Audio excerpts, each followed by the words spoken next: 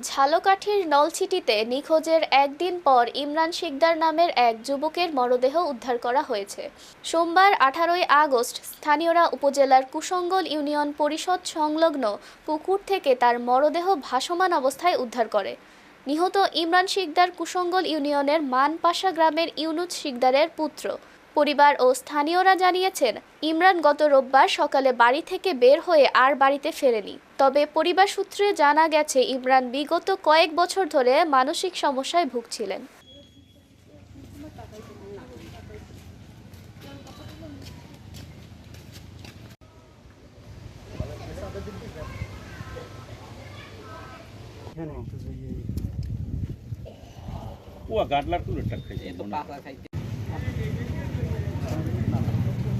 কোনো গুরুতর দাগ নাই।